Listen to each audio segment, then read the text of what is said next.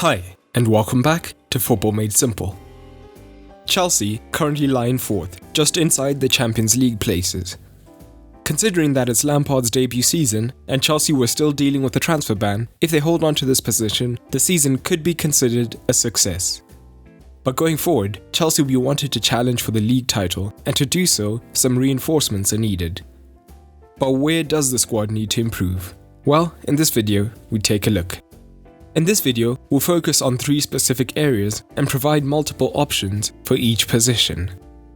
Defensively, Chelsea have struggled, and 8 teams have conceded less often than they have. Although it should be noted that their XG against is much better than that, but still, centre-back should be one of the areas to be improved. The surgery in defence continues, now looking at left-back. There hasn't been a decided first choice for Chelsea, with Emerson and Alonso both sharing game time. Both have had their strengths and decided weaknesses as well. As a result, this position needs to be looked at. Lastly, Tammy Abraham has done well leading the line for Chelsea this season. However, a direct competitor or a reliable backup have been absent, as Giroud and Batshuayi have only scored 3 goals between them. So the first position to fill is centre-back. Chelsea have several options for this position. However, they need a truly elite centre-back to go to the next level. The centre-back should have enough experience or ability to immediately plug and play without a lot of time needed for adaptation. They should also be good on the ball, and long-range passing, as well as experience playing in a back 3, would be an advantage. The first option is Bayer Leverkusen's Jonathan Tah. At 24 years of age, Tah has enough experience to immediately go into the first 11. He's also 6'5", and as such, would have no problems handling the physicality of the Premier League. This season alone, he has already played comfortably in a back 4, as well as the back 3, which Lampard occasionally uses. And on the ball, he would do everything Lampard asks of him, and more, completing a high number of passes per game with 82.1, and he's very secure in possession.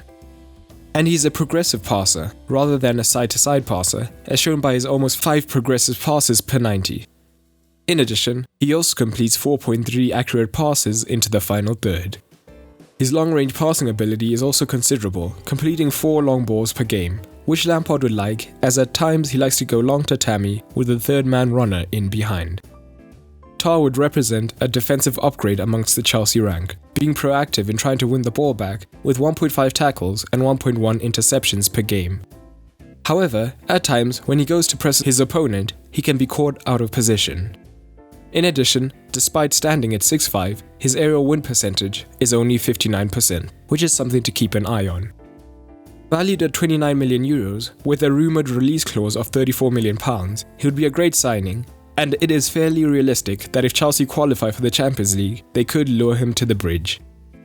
The alternative to Tah is one of the most wanted centre-backs in Europe, Coulibaly. At 28, Coulibaly has extensive Champions League and top 5 league experience, and is undoubtedly one of the best centre-backs in Europe. In addition, his physical stature means that he'll be comfortable in the Premier League, as he has proved on the occasions where he's faced English sides in European competition.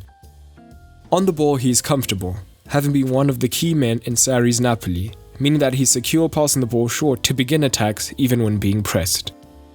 But his accurate long ball is another weapon that Lampard would like, with 4.3 accurate long balls, meaning that he can switch a play or hit a target man when necessary.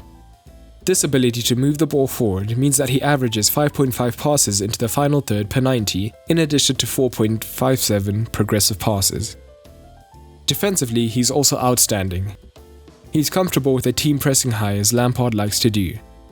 This is good as he's quite active, looking to tackle his man high up or step up and intercept where he can, as shown by his 2.5 tackles per game and 1.5 interceptions.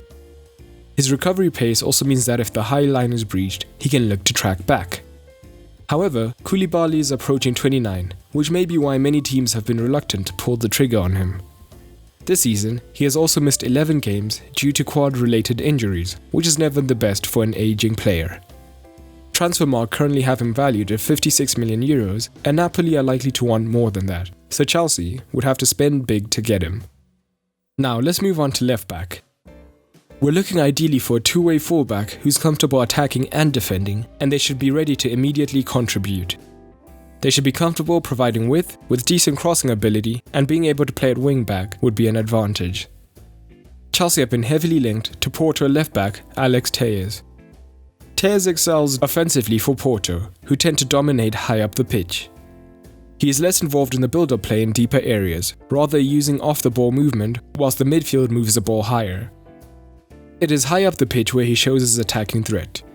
He can look to feed his forwards in this area with 2 key passes per game, however he tends to attack the byline. Lampard would like his crossing, as he attempts a high volume and gets 2 accurate crosses per game, and Lampard looks for this in his fullbacks. In fact, Telles has 5 assists this season. However, defensively he struggles, often being caught out of position high up the pitch and having opponents expose this. In addition, when he does have to defend one-on-one, he's not the best, often being bypassed, and he averages 1.2 tackles per game and 1.5 interceptions.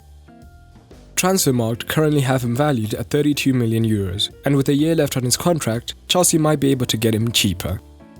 But he does have his drawbacks.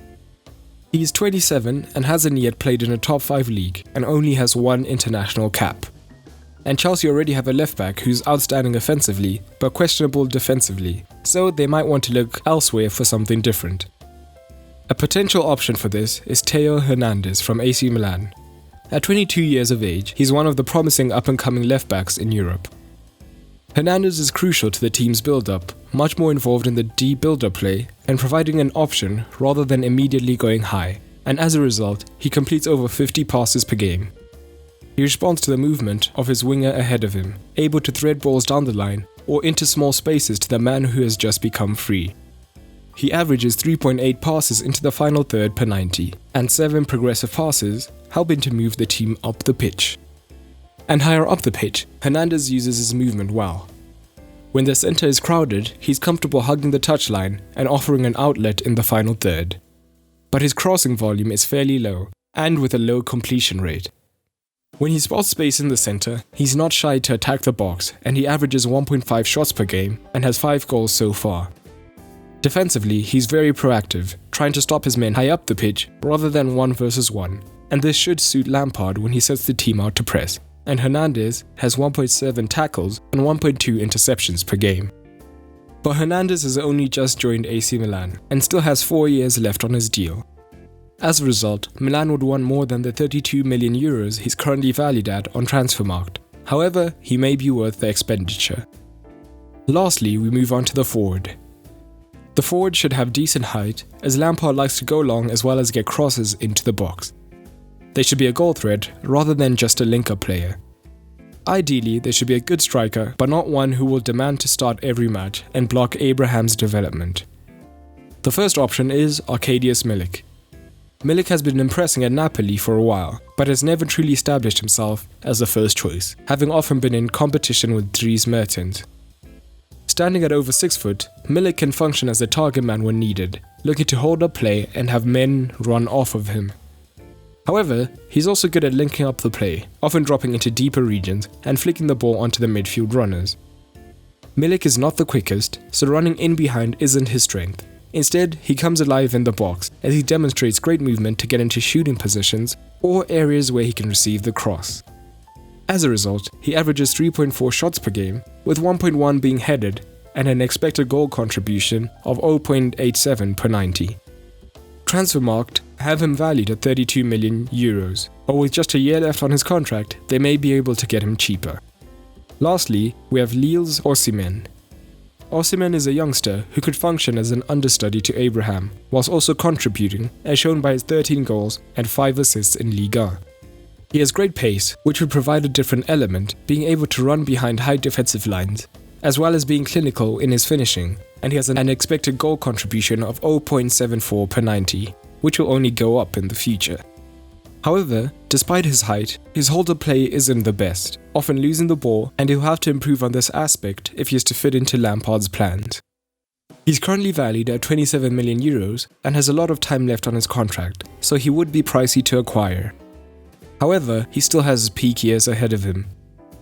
Hopefully, any of these signings should be able to take Chelsea to the next level. Of course, there are many other alternatives that could have been chosen, so I'd love it if you commented below who you would pick and why.